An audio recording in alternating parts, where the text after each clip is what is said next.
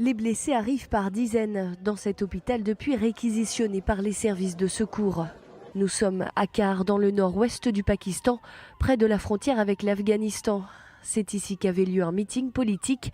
Ils étaient des centaines, rassemblés sous une tente en plein cœur de la ville, lorsqu'un kamikaze a déclenché sa ceinture explosive.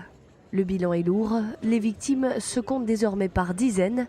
Près de 200 personnes sont blessées, beaucoup sont toujours dans un état grave. Je ne savais pas comment et ce qui s'est passé exactement. J'ai juste vu une étincelle et j'ai entendu un gros boom. J'étais assis près de la scène et de nos dirigeants.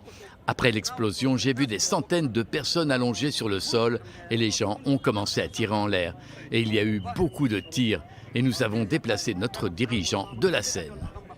La cible de cet attentat, le parti religieux conservateur Jamiat Oulema et l'Islam. Plus de 400 membres et sympathisants du parti étaient rassemblés dimanche à l'approche d'une campagne politique avant la dissolution dans les prochaines semaines du gouvernement pakistanais.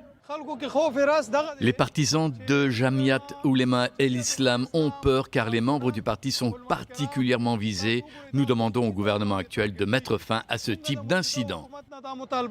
Si pour l'instant l'attaque n'a pas été revendiquée, les autorités locales pointent du doigt le groupe État islamique, Daesh, qui a revendiqué des attentats contre le parti conservateur lors d'événements similaires. Cette attaque est l'une des pires dans le nord-ouest du pays depuis 2014, lorsque 147 personnes, des enfants pour la plupart, avaient été tuées dans un attentat mené par les talibans dans une école gérée par l'armée.